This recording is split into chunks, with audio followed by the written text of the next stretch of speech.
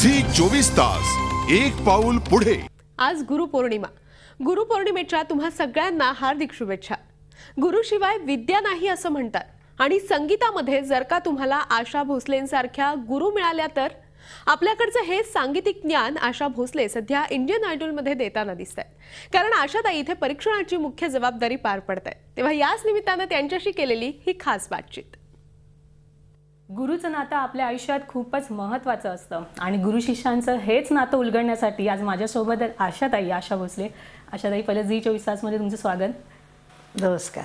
आशाताई, काय सांगाल, इंडियन आयडॉलमध्ये तुम्ही परीक्षकाच्या का गुरुच्या भूमिकेत आहात, तर गुरु शिष्यांचं हे सुरेल नातं आहे। गुरु शिष्यांचं नातं नाही म्हणतात, कारण मी नुसतं परीक्षा घेते, त्यांची शिकवत नाहीये। मी जर शिकवलं तर ते सगळे पहिले येतील, पण तर मी त्यांना शिकवत नाहीये। फक्त ते जे काही शिकून आलेले आहेत त्यांची आम्ही परीक्षा घेतोय। आणि त्या परीक्षेमध्ये मी बघितलं की बऱ्याच वेळेला गाणी एकदम अशी ही असतात, काय नवीन गाणी, रिदमिक गाणी, म्हणजे आवाजाचा जो एक ठहराव असतो आपला, तो अजून मला कळू शकलेला नाही। आता मी याच्यानंतरच्या याच्यात क्लासिकल आणि बॉलिवूड म्युझिक 70चं येणार आहे, त्यावेळेला मला कळेल मुलांचा आवाज किती सुंदर आहे तो। आता सध्या मी बघून राहिले, याच्यात चांगली गात आहेत। याच्यात एक सरदार मुलगा आहे, छोटासा 16 वर्षाचा, तो फार सुंदर गातोय। नंतर एक मराठी मुलगा आहे, केळकर का काहीतरी गावाचे, ते पण छान गात आहेत। आणि मुलगी आहे एक कृतिका म्हणून, ती पण फार छान गाते। पण बाकी सगळं असं जरा असं सगळे चांगले आहेत, पण कधी ना कधी एकदाच पहिल्यांदा गाताना माणूस अडकतोच।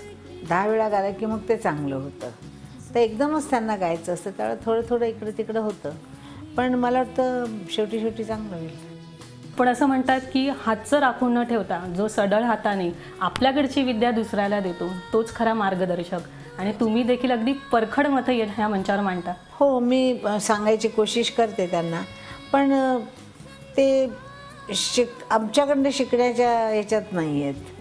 त्याच्यासाठी वेगळंच करावं लागेल की मी गाणं शिकवली आणि ती मुलं आली आणि त्यांना कोणीतरी परीक्षेत पास केलं तर मग मी गुरु ठरेन, आणि मी तसं करू शकते।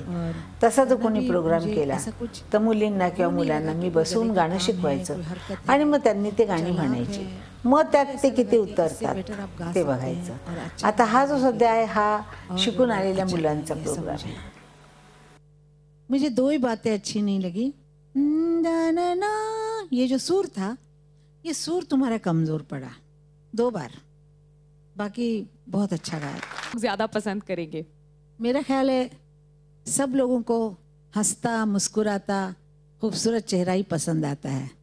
कल जो गया उसके क्या सोचना, जो आने वाला किसको पता है, अभी का वक्त मेरा है, इसी तरह वो जीते हैं, ऐसा मुझे लगता है। लवली।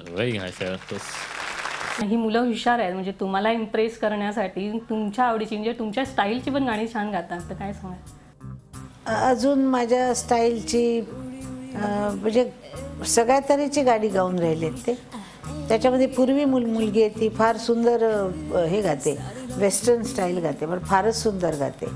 म्हणजे ती जर आली तर वेस्टर्न स्टाईलमध्ये तिचं खूप नाव होईल, फार छान गाते। आणि बाकीची मुलं पण आहेत 2-3, पण अजून नक्की सांगता येत नाही कोण पहिला होईल। खूप अवघड असतं ते, फार अवघड असतं। पण तुम्हाला तुमची जर्नी आठवली का ह्या मुलांकडे बघून? नाही, आमच्या जर्नीच्या वेळेला असलं काही प्रकरणच नव्हतं।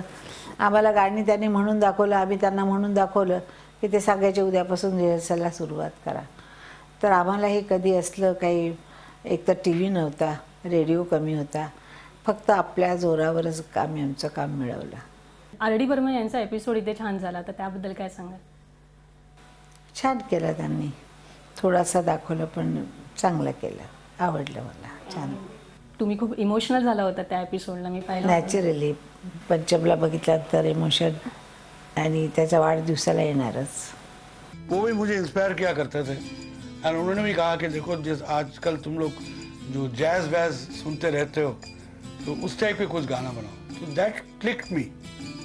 नहीं, बहुत गाना सुनते थे हम लोग, दोनों को बहुत शौक था गाना सुनने का, जो भी म्यूजिक हो सब सुनते थे हम।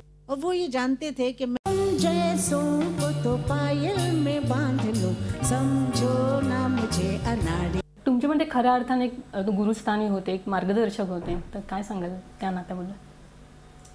माझं फिल्ममध्ये माझा कोणी गुरु नाही आहे आणि सगळेच गुरु आहेत. कारण ज्या म्युझिक डायरेक्टरकडनं आपण गाणं शिकलो फिल्मचं, तर तेव्हा तो गुरुच असतो. पण क्लासिकलचा कोणी माझा गुरु फिल्म लाईनचा नाही आहे.